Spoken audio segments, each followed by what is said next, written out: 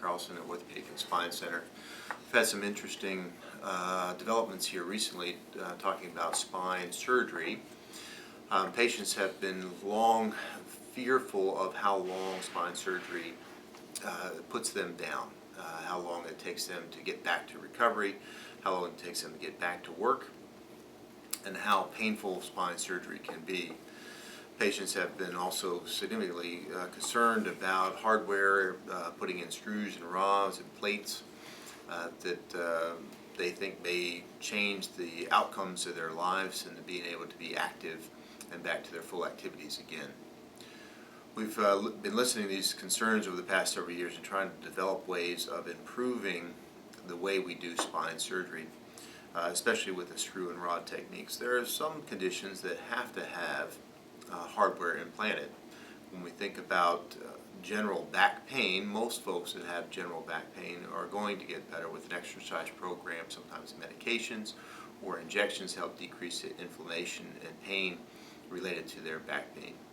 Muscle strains and pains obviously don't need a surgical intervention, but there are times when you have a disc herniation or a pinched nerve or a slippage of the bones that causes pinching of the nerve root and compression on the spinal canal that will need a fixation. What we mean by that is that the bones are shifting, the bones are moving and therefore unstable. So that shifting of the bones causes pressure along the nerve roots and causes pain down into the legs. You may have heard the term sciatic, or pain going down the sciatic nerve as down the back of the legs. When those bones are shifting or moving, they need to be stabilized. They continue to shift and move, that will cause worsening pain or continued dysfunction for the patient. So we're developing ways to try to add a stabilization system, a screw and rod system, or a plate and screw system to try to stabilize the bones, but also decrease the time the patient's in the hospital and decrease the time of recovery.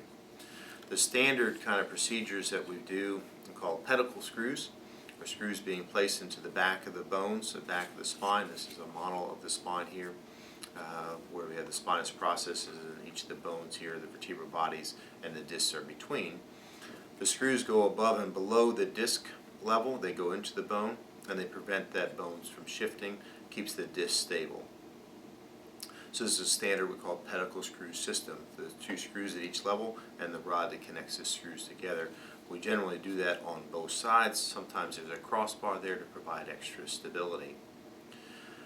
When we do that type of surgery, that means we make an incision in the middle of the back and open the spine muscles away from the spinal canal, away from the bones.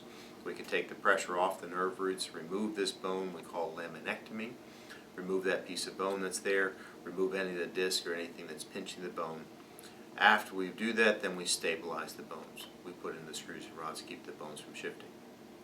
You can imagine that by doing an incision in the middle of the back and then opening the spine musculature wide enough to put the screws and rods in, it makes a fairly large incision this way and this way.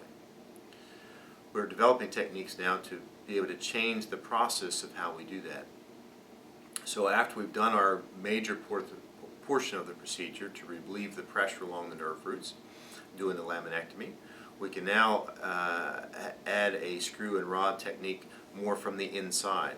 So the screws and rods come from inside here, going across, and the rod connects that together. So again, rather than having a wider type of incision and exposure there to the spine, we bring it much more closely together, less trauma to the patient, less blood loss, and less bone work that needs to be done, so then we have less pain.